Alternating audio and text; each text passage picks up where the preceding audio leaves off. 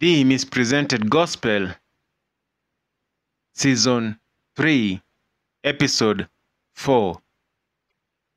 Radical Movements, Anabaptists, and Mennonites. Not all reformers followed princes or kings. The Anabaptist radical believers in Swaziland and Germany insisted on a personal, adult confession of faith before baptism.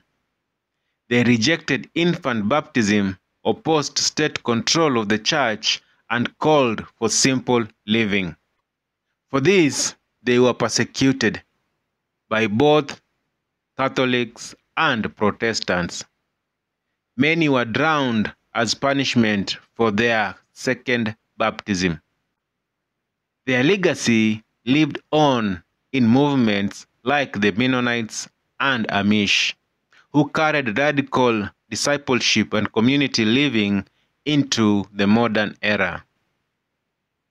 In Africa, this radical call echoes in the independent churches that broke from mission denominations, choosing personal conviction and community identity over imposed structures.